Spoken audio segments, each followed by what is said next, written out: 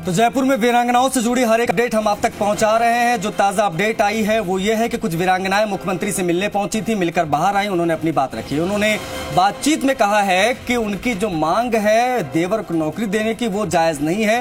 ये जो वीरांगनाएं हैं वो कहने की यथास्थिति बनी रहे, जो मौजूदा पूरा जो सिस्टम है वही आगे कंटिन्यू हो, किसी देवर इत्यादि को नौकरी नहीं मिलनी चाहिए। और ये जो वीरांगनाएं मिलने के लिए पहुंची थी मुख्यमंत्री से, वो खुद ही मिलने के लिए पहुंची थी, ये बात भी यहां पर स्पष्ट की गई है। उनके द्वारा कहा यह गया है कि जो मुलाकात हुई है उसके ज्यादा मायने निकालने की आवश्यकता नहीं, क्योंकि ये खुद वहां पर मिलने गई थी ये पूरा घटनाक्रम देखने के बाद। अब इनका सीधे तौर पर यह कहना है कि जो सिस्टम है उस सिस्टम के अंतर्गत जो नौकरियां दी जाती हैं वो वीरांगनाओं के बच्चों के लिए है, वीरांगनाओं के लिए, ना कि किसी थर्ड व्यक्ति के लिए, ना ही किसी रिश्तेदार के लिए। अब ऐसे में मुख्यमंत्री से मिलने का इन लोगों ने समय मांगा था। ये जो तस्वीरों में आपको तमाम महिलाएं दिख रही, दरअसल वीरांगनाएं हैं। किसी के जो हस्बैंड है वो देश के नाम पर शहीद हुए 95 में, किसी की 2019 में। ये अलग अलग समय की ये वीरांगनाएं हैं और ये सभी मुख्यमंत्री से मिलने के लिए पहुंची थी बच्चों के साथ। और मुलाकात हुई, मुलाकात के बाद ये बाहर आई, बाहर आने के बाद ये मीडिया से मुखातिब हुई। मीडिया से मुखातिब होने के बाद इन्होंने तमाम तरीके की बातों का जिक्र किया और कहा कि हम यहाँ पर खुद से मिलने के लिए आए हैं ताकि इनके हितों की रक्षा होती रहे। तो ये एक बड़ी जानकारी, बड़ी अपडेट हम आपको दे दें।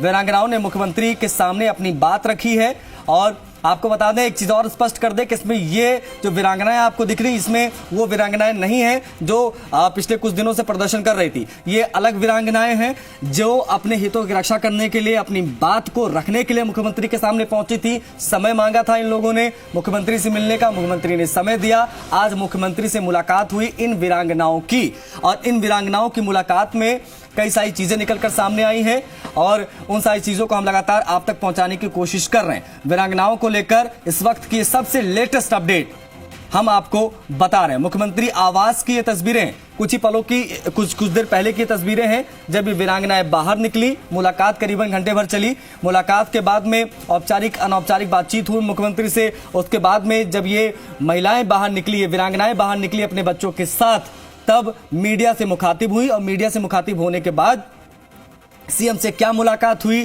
क्यों मुलाकात करने के लिए पहुंची थी, किसने बुलाया, कहां की रहने वाली हैं, तमाम सवालों का जवाब इन वीरांगनाओं ने दिया। इन्होंने सीधे तौर पर कहा कि जो व्यवस्था है वो ऐसी ही बनी रहे, क्योंकि जो शहीद होते हैं उनकी वीरांगनाएं और उनके बच्चों को ही दरअसल नौकरी मिलनी चाहिए। और जो भी लाभ मिलते हैं, जो व्यवस्था बनी हुई है, जो स्टेट गवर्नमेंट या सेंट्रल गवर्नमेंट की तरफ से मिलता है, वो उन्हीं को मिलना चाहिए, ना कि किसी अन्य व्यक्तियों की। क्योंकि जो वीरांगनाएं प्रदर्शन कर रही थी तीन, उनकी सीधे तौर पर मांग थी कि उनके देवर को, 3 में से 2 की मांग थी उनके देवर को नौकरी दी जाए। एक की मांग थी कि मूर्तियों की संख्या बढ़ाई जाए या इससे संबंधित जो भी चीजें हमने देखी।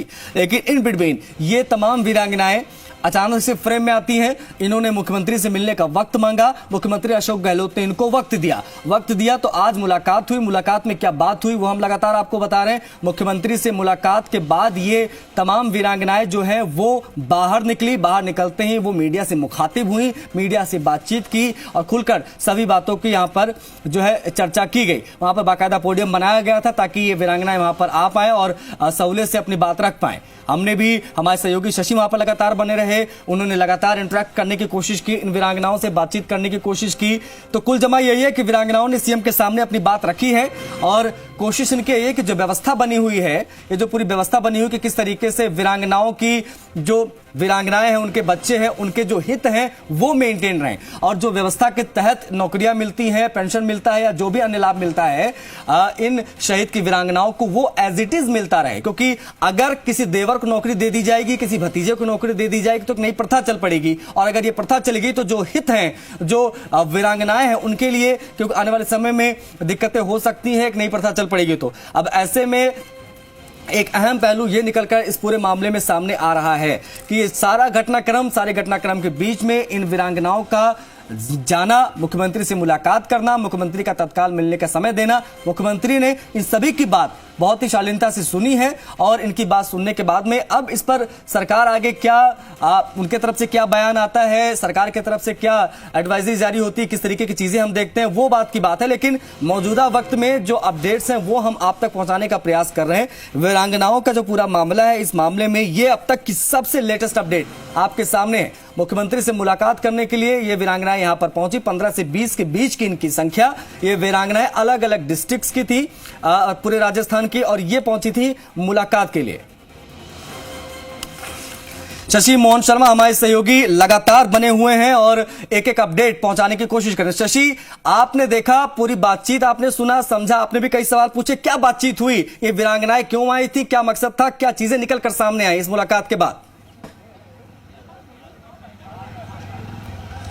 देखिए, इन वीरांगनाओं ने जब मुख्यमंत्री से मुलाकात की तो उनका कहना था कि जो 3 वीरांगनाओं की तरफ से मांग को लेकर के धरना दिया जा रहा है, उनकी मांग गलत है। जो देवर को नियुक्ति की मांग थी, उस मांग का इन लोगों ने प्रतिकार किया। उन्होंने कहा कि ये मांग सही नहीं है। अगर ऐसा होने लगेगा तो भविष्य में और दबाव बनेगा। और मुख्यमंत्री के स्टैंड की उन्होंने पैरवी की, उनके स्टैंड की तारीफ की।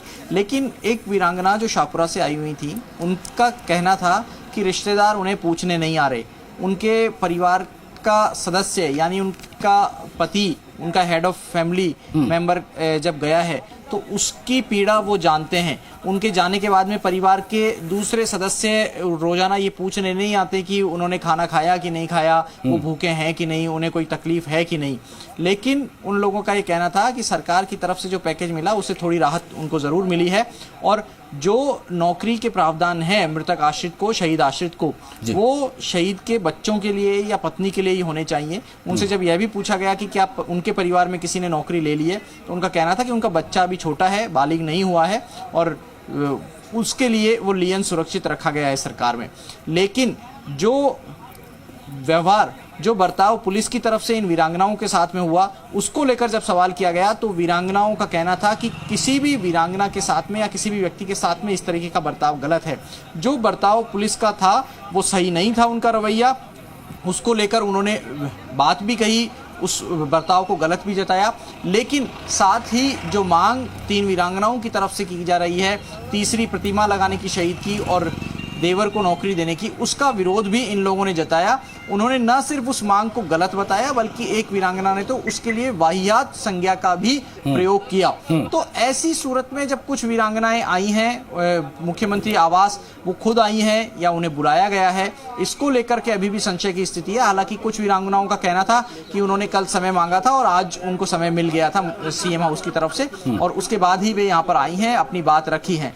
लेकिन उनका ये भी कहना था कि जो बर्ताव किया गया, जो उनकी बात नहीं सुनी गई, वो गलत है। और उन्होंने ये कहा कि शहीद के परिजनों के लिए ही, यानी पत्नी और बच्चे के रूप में जो आश्रित होते हैं, उनके लिए ही नौकरी के प्रावधान सुरक्षित रखे जाने चाहिए, अन्यथा सामाजिक और पारिवारिक दबाव भी वीरांगनाओं पर पड़ सकता है। जी आशीष, मतलब एक बात बहुत साफ हो गई है इस मुलाकात के बाद कि यथास्थिति जो है वो बनी रहे, व्यवस्था एज इट इज बनी रहे, यही मांग करने आई थी। क्योंकि देवर इत्यादि को नौकरी का प्रचलन अगर यहां से शुरू हो गया तो आने वाले समय में इन फ्यूचर ऐसी मांगे और ज्यादा उठेंगी। एक बात यहां पर बहुत क्लियर हो गई है।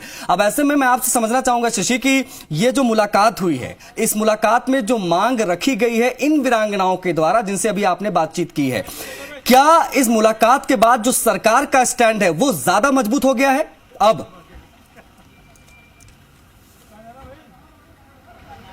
देखिए, अगर लोकतंत्र की बात की जाए, संख्या बल की बात की जाए, तो जितनी वीरांगनाएं धरना दे रही थी, मांग कर रही थी, वो उनकी संख्या 3 थी। यहाँ संख्या तकरीबन 12-15 के करीब बैठती थी, उससे ज़्यादा थी। तो पलड़ा इनका भारी दिखता है। सरकार जब कभी इसकी रिपोर्ट बनेगी या बनाई जाएगी या कहीं पर और उच्च स्तर पर रिपोर्ट मांगी जाएगी तो ये भी कहा जाएगा कि इतनी वीरांगनाओं ने आकर के मौजूदा व्यवस्था के पक्ष में बात रखी और कुछ वीरांगनाएं जो अपनी मांग कर रही थी, देवर को नियुक्ति या दूसरी मांग कर रही थी, उनकी संख्या कितनी थी। तो संख्या बल के लिहाज से देखा जाए तो पलड़ा उनका भारी दिखता है, जो अभी मुख्यमंत्री आवास आकर के गई हैं, जो सरकार के सामने अपनी बात रख के गई हैं, सरकार को अपना पक्ष रख के गई हैं। और उनका कहना था कि जो यथावत रखा जाए, जो भी व्यवस्था चल रही है उसी को रखा जाए, उसी व्यवस्था को जारी रखा जाए।